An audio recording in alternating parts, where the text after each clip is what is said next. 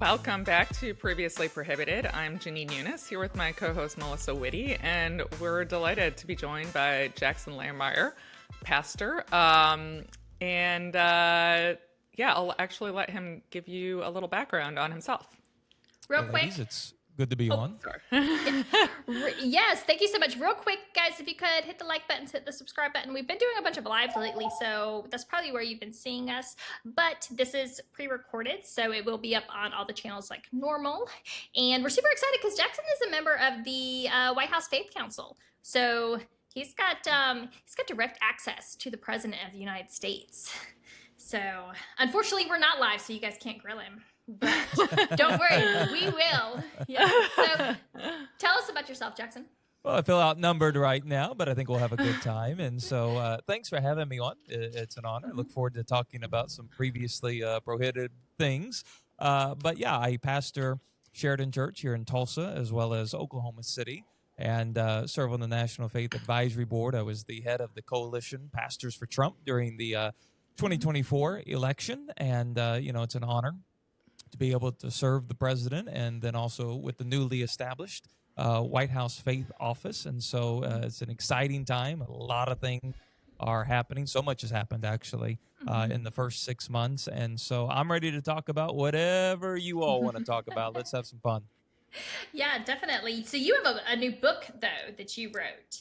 I do. Right? I do. And I always hesitant to say this, but I don't want to say you have a colorful background, but you have, we'll say, a sinner's background, right? You're not, as we all do. Well, Mel and I are still sinners. Yeah. I'm just kidding. We're not. But no, so I always love a strong, story about coming to faith and finding Christ. So just give us a little background about that, and because I think that really relates. Most people can relate to that story. Well, I was a chief among sinners, and still in my own battle. I think Martin Luther probably put it best. He said, the old me was drowned at water baptism, but that bastard is one good swimmer. And so the old Jackson, an Olympic caliber swimmer, and that's what this book right here, Chasing After the Wind, it's my story, and chasing the wind. And I was 17 years old, found out I was going to be a dad in high school. I was a junior, and that rocked my world, because that wasn't a part of the game plan. I was going to play college basketball. That was my destiny, I thought. And then all of a sudden, your world changes, and it was through that process that I actually gave my life to Christ. It was just totally broken teenager without hope, and then boom, all of a sudden, I realized my life wasn't over, as all my friends told me. Hey, man, your life is over, I was a new creation, and I had a new beginning and a destiny ahead of me. And so, became a teenage dad, got married against the advice of my parents, grandparents, her parents, grandparents. But I thought I knew what I was doing, and the marriage didn't work out. So, I was in my early 20s. I already had a child, had already been divorced. I mean, you talk about checking the boxes, right? I'd lived some life, but God called me into ministry, and have been pastoring ever since I was 25 years old, actually. I went to Oral Roberts University, did my undergraduate and my master's work there in theology, and now I'm remarried. I got 5 amazing kiddos, and I get to pastor a great church. So it just goes to show you, God can bring some great things out of the great messes that maybe we sometimes create in our own lives. And I'm a living testament that God really does make all things, even the dumb things or the stupid things that we do, work together for our good. And so I'm having the time of my life now, and, just getting to do things I never really thought I'd probably ever do. And that's just a testament to the goodness of God. Absolutely. Absolutely. And so you founded this church? No, this church was founded in 1951, so way older than me, but I'm the 4th pastor over the 74 years. And I've been that pastoring. Many pastors, actually. Yeah, no, some churches, they change 4 pastors in a year. This church has had 4 pastors in 74 years, so it's a stable, great church, and an honor to be able to pastor it. We launched a campus in Oklahoma City, and the church is thriving and doing well. And so, like I said, I'm just having a lot of fun, enjoying life, and trying to keep up with my 5 kids. So you're this pastor of this church, you have 5 children, and you're like, I think I need some more on my plate. Let me start Pastors for Trump, which becomes this kind of like nationwide movement, right? Oh yeah, oh Yeah. yeah. It was an honor to be asked to lead it, obviously, Mm-hmm. and we did a good job. I feel like Yeah. it was all about getting evangelicals to turn out and vote, and they turned out in mass and they voted for Mm-hmm. Donald Trump, got him over the finish line, and so that was a fun experience. So because I got to Mm-hmm. travel all over the country and on the campaign trail and meeting with pastors and doing events with Christians and things like that. And so, it was once in a lifetime opportunity, right? And the opportunity of a lifetime, you got to seize it within the lifetime of that opportunity. And so we did it, Right. and very grateful that I did. Right. And Trump has he's been a mixed bag, I'm not gonna lie. I feel like it's been a mixed bag. There has been some very good things. I give him credit, and I always try to give him credit, but a lot of people get mad at me because I am not one of these people. I'm really not too beholden to any politician. I've followed politics my entire life. It's what my degree's in. I've worked on campaigns. Cool. So I am really devoted to ideas and politicians come and go, right? They're just they're a vessel by which to enact those ideas, to me anyways, and Me that too. becomes yeah. Sorry, I know I'm talking a lot, but that becomes No, really no. frustrating for a lot of people who and I understand maybe they're not so attached. For them, the person becomes the ideas, and then they become very devoted to the person. So criticism, it's it's a mixed bag for sure, but how do you feel about some of these latest developments with the Trump administration? Because I think that what's going on right now is a really hard pill to swallow with the Epstein stuff. Oh yeah, everyone wants to talk about Epstein. That's the only thing, Right. actually. Yeah. I do Yeah. these podcasts quite a bit, and everyone Yeah. wants to talk about it. And I understand. Let me just come out and say it. Mm-hmm. I'm of the crowd that I want justice. That's Absolutely. the best way I can describe it.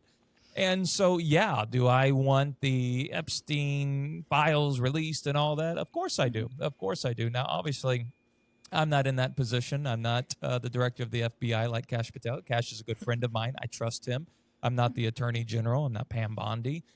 So, I'm coming at it from an outside looking in, just like everyone else. We're speculating all these things. Am I confused at some levels? Yeah, absolutely I am, because it was one of the big things, right, during the campaign was the Epstein stuff. And so, I can only speak to what I know. And I know a lot of people, like, well, Trump's trying to cover it up, or Trump's trying to hide, protect himself. And I disagree with that. Couple reasons why. One, I'm of the opinion if Donald Trump was implicated in the Epstein files, if he really was, there is no way that the Biden administration would not have used that to ultimately sink Donald Trump. Secondly, when it comes to President Trump and his relationship with Epstein, I know for a fact that before Epstein was ever identified as a predator, that Donald Trump had already banned him from all of his clubs, including Mar-a-Lago, because of an incident that took place with Jeffrey Epstein and a young woman who worked for the Trump Mar-a-Lago club. And so I'm of the opinion Donald Trump is not covering himself or covering up something that would, sink his ship. That's my opinion. I believe it. And now, why it's been complicated getting to the point of, the attorney general making these moves, I can't answer that. I really don't know. I wish I did. I'd be breaking news, right? But I don't know the answer to it. Yeah, I'm of the opinion. I don't think that he is implicated in any kind of sex crimes whatsoever. I would not be surprised if there was maybe some financial stuff that could be called into question, could be, cast some shadows, cast some doubts. These are international businessmen. Things can get twisted. And sometimes there's just shady deals, right? Like there just are, So that's kind of where I've been with that. But I think the problem for me is not necessarily that he's like kind of about it. It's the way he's gone about it, kind of attacking people, calling us dumb, calling us, being, tools, weaklings, tools of the left. That's to me, number one, it's really uncalled for. And it just really shows a strong disrespect for the base that has put up with a lot of crap, I think. And just to kind of to accuse people who genuinely do care. These people they're not in this for like soap opera stuff. They genuinely want justice. They want to protect children. These are salt of the earth, good people who are extremely disturbed at the thought that there are people who are doing really dark stuff with kids and they're getting away with it, right? Sure. No, I understand what you're saying. I would counter, not in a negative way, but just a counter that Trump administration already has done some tremendous things in regards to protecting children from traffickers, sex trafficking, especially with the border. The border, right. I give them credit, yeah. There's that. Like I said, with the Epstein stuff, I do believe, I really do believe that there will be justice just because of knowing the president. I do believe there will be, because that is who he is. Why there has been the kind of, the post on True Social or some of the interviews that the media has done where he's kind of, taken and just totally shut it down, right? We don't need to talk about this anymore. I don't know. I know he mentions a lot of it has been tampered with and distorted by the Democrats, and we don't know what that is. We don't know what that means. He does. Our attorney general probably does from taking a look at it. Cash probably does. Mm-hmm. And so right now, it's just a lot of speculation, and I understand it. Like, I get it. I'm on the side. Let's get this all out there. Let's get the bad guys rounded up. Right. Let's have justice. I mean, that's just so you know, that's where I am. But at the same time, I understand there may be more at play than what I'm currently aware of. Right. I mean, we've got right now, they're calling it early recess in Congress today. So we'll see. My patience is I'm not actually known for my patience ever.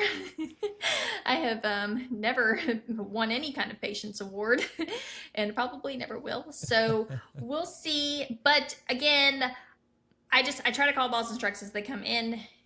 If he does it right, if he does what he's supposed to do, if they stop, they start being as transparent as possible, then I'm happy to give credit. Like, it's not like I have any kind of Trump derangement syndrome or anything like that. You don't suffer from TDS? I do not. Good. I know. That's even though I get accused. You voted for him, so. I voted for him 3 times. In 2020. I voted for him once. Yeah. In 2020, I sat outside for 2 full weeks of my voting site handing out. I was like the GOP voting site captain, right? All right. So I'm there. Like, nobody can accuse me of not actually getting out there and doing something, right? Same time, there are certain things that I do expect. So I think one of Mel and our frustrations, and one of the reasons we came together and started this podcast, is Middle East policy.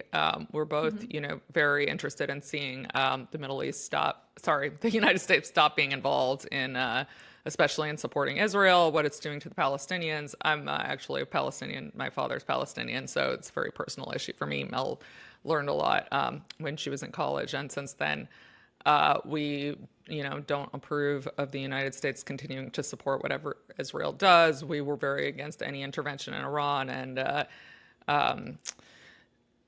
United States support for Israel intervening in Iran. And I think we expected that Donald Trump would not do those things.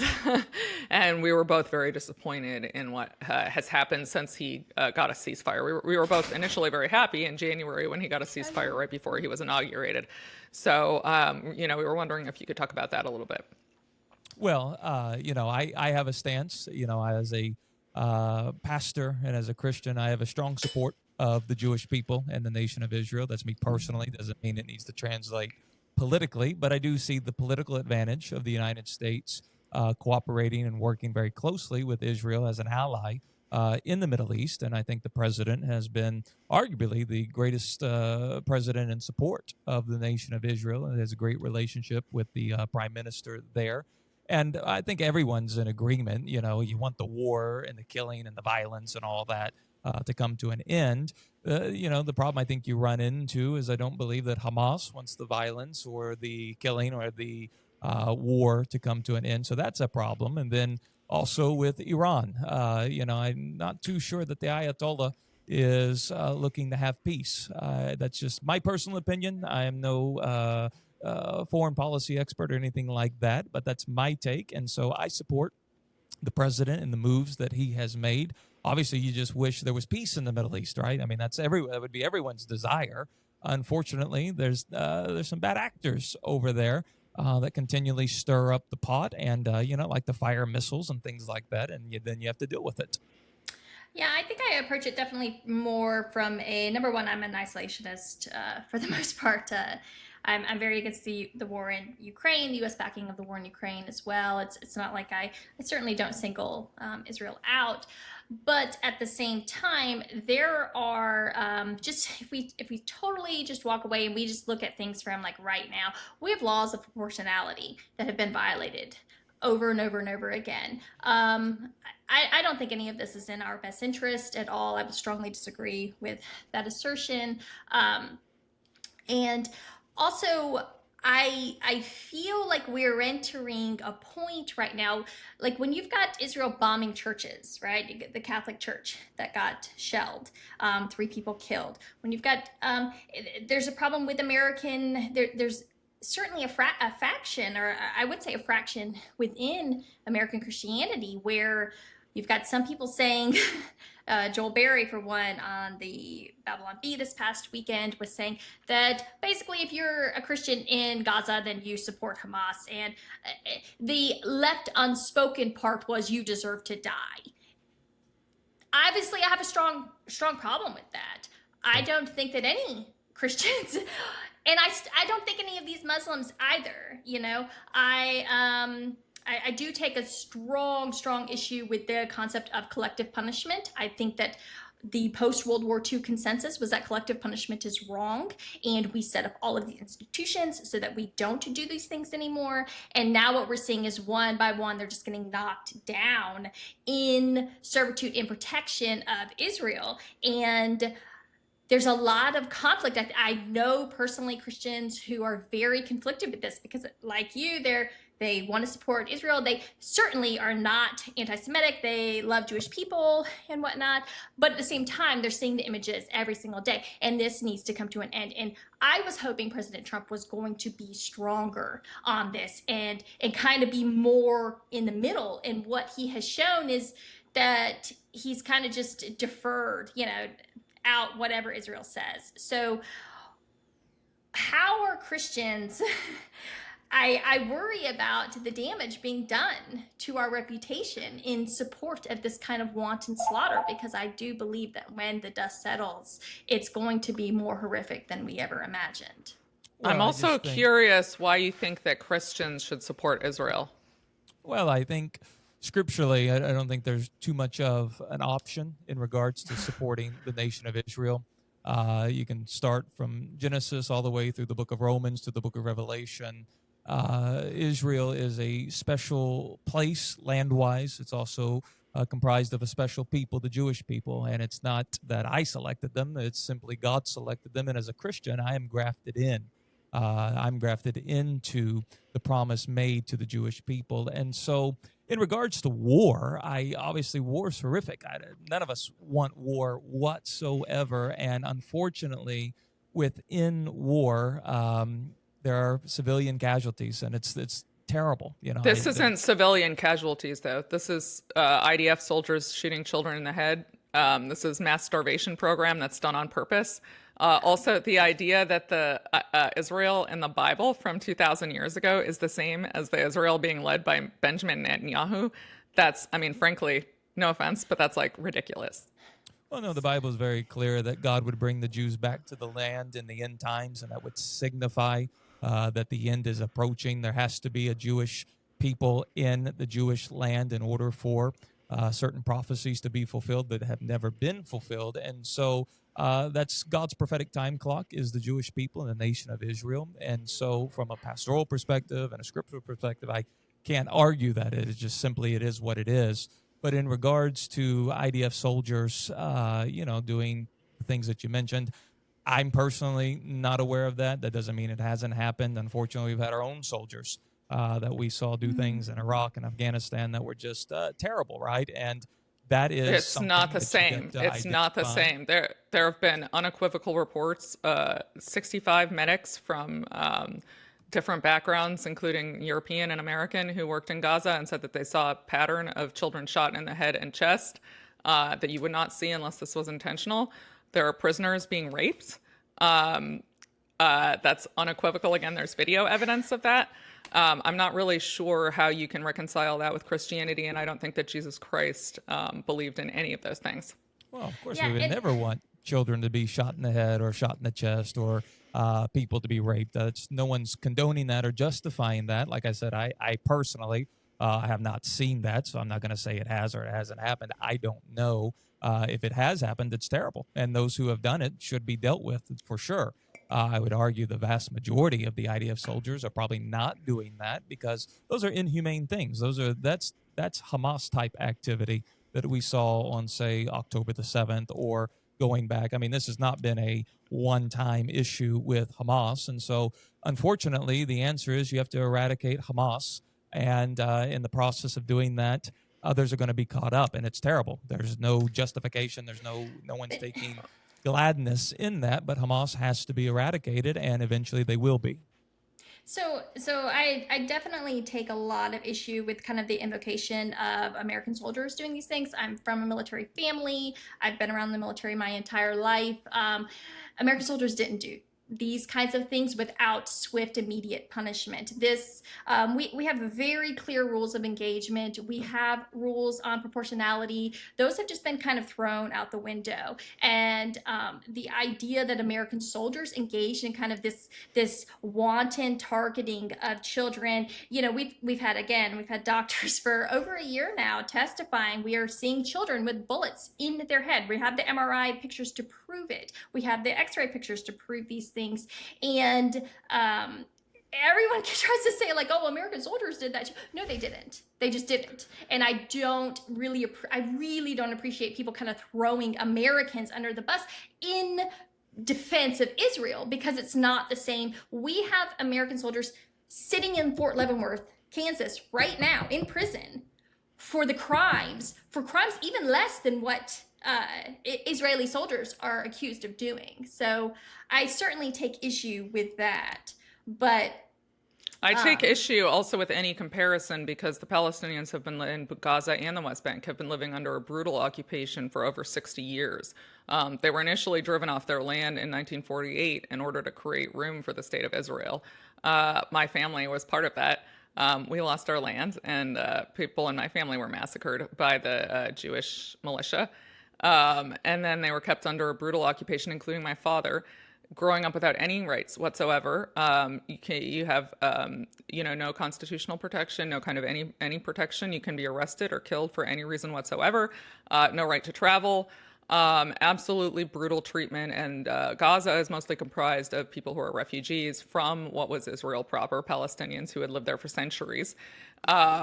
And I'm not saying that terrorist acts are acceptable. Of course, they're not. Attacking civilians is never. But Hamas did arise out of a blockade of Gaza, which has existed since 1967. Israel technically withdrew in 2005, but they actually maintain control over the airspace, the borders, the sea, everything. So there's an extreme paucity of economic and medical supplies. The economy was completely strangled. People can't get the care they need. So, what happens in these situations is terrorist groups arrive. And so I take extreme issue with anybody saying that, Hamas just arose in a vacuum, that this is a result of Israel brutally treating the Palestinians for over 70 years. Well, it's two things. Number one, we have to realize that we're talking about civilians on the side of, say, Palestinians that are being killed in the process of this war. There are still civilians that are hostages in Gaza under Hamas. And so you have to recognize this is a war. And like I said, nobody wants war. Nobody wants war. It's but not October a war. The 7th, There's no army on the other side. There's one army. Hamas doesn't have an army. Well, it's like we were at war with terrorism. Bells. There wasn't an army of Iraq that we were fighting. It was you're fighting terrorists, and so you are at war. You're not at war with Palestine. You're at war with Hamas. Hamas just happens to be located, centralized, and headquartered within Palestine, and so that's where the war is taking place within Gaza. Yeah, I mean, most of the hostages that are left are actually active IDF soldiers. There's about 10 bodies left over who they were civilians. They were killed, some of them by Israel on October 7th. Some of them have died since. We don't know how they died. But most of the hostages, I believe, all of the living ones are, in fact, they were taken as IDF soldiers. So, again, and we don't condone what happened on October 7th. We have said this many times. We just believe in proportionality, right? And we've blown past that. And I feel like we're now at a point now where we are sacrificing and compromising all of our American values on this altar, right? And I get all the time people want to bring it back to the U.S. Stop talking about this all the time, but it influences everything. We have a very, very powerful Israel lobby, but we also have a very, very powerful Christian Zionist lobby. Well, I won't say lobby because they don't have a very specific lobby, but they do have a voting bloc that is very influential, right? And so and because I belong to, I'm an evangelical, I'm not a dispensationalist, but I am Baptist. We don't necessarily concentrate quite the same as you. That's fine. I've never actually had, before this happened, this come up and this be such kind of really tense conflict going on, right? Within our own communities, within our own churches. And I want to see, again, like I say, I'm an isolationist. I don't want to deal with any of this stuff, right? I want to stay America focused, America first, America only, shut down the border, just build up our industries here and everything like that. I know I live in fairy tale land, but that's always my goal. And so how do you see any kind of, have you had any pushback in your church? Do people, what does your congregation think? We haven't had pushback in our church because our church has been very clear where we stand on the issue well before any of this ever erupted. And so, do we get pushback? Of course, everyone's got differing opinions, and but the people who go to church at Sheridan are well aware where we stand, and so obviously they're going to stand there as well because they've made it their home church and they believe what we believe. It's not a secret or anything like that. And I understand this is a difficult issue. It's not just cut and dry and easy and black and white. It's a difficult issue, and unfortunately, it's a war. There's a war happening, and I think it's in everyone's best interest to bring the war to the end. That's what the president wants. He's been very, very clear on that, and hopefully it ends sooner rather than later. It's not a war. It's a genocide. One side is getting killed. An average of 27 children a day have died for almost 2 years. That's a classroom of children a day in Gaza have died. And people don't care in this country because they have Arabic names and they look like me. They don't look like you. So I would highly disagree with that, but I only got a few more minutes, ladies. Are we going to talk about Israel the whole time, or we do tend to talk about it. That's mainly what we talk about. Yeah, no, but we do talk about foreign policy. We do talk about influence in. And, and of course, our audience is going to be interested in this. And they are, again, like I said, it's a struggle as an American Christian. And this kind of what I see as a blind support for, a foreign secular government. It's not even a Jewish government. It's a secular government. They, I don't know. I don't want to get into theological debate right now, but we can wrap it up with what is President Trump's, or what are the policies that the Faith Council is pushing for on the home front, right? Because again, we see, you say, I don't want to talk about Israel too much, but what I've seen is prioritization of Jewish interests in the U.S., right? We had a lot of discrimination against Christians for years and years, and what we've seen is our government is actually pretty good at cracking down on discrimination. but they didn't care when it was Christians that were getting discriminated against. Well, that's the unfortunate part. Under Barack Obama, accelerated under Joe Biden, there was an anti-Christian bias that seeped into many of the agencies, especially the FBI, the DOJ, and then in particular the IRS. And so President Trump launched the White House Faith Office to protect religious liberty. And then he started the Anti-Christian Bias Task Force. And what we've discovered is that bias has been there within our federal government, that if you were a Christian, especially a Christian organization, you'd be targeted by our government, which is a terrible thing. By the IRS, because definitely. you should be able to practice your faith in the United States of America without concern that just because I'm a Christian, well, now the IRS is going to audit me for no good reason at all.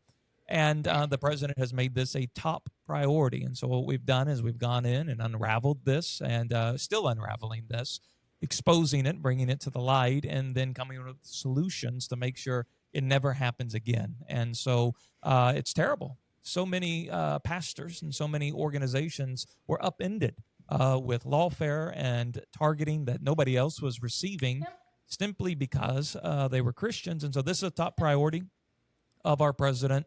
That is why the Faith Office exists, because foundational to the United States of America is religious liberty, that just as nobody should come in between a patient and their doctor, nobody should come in between a person and God, especially the government.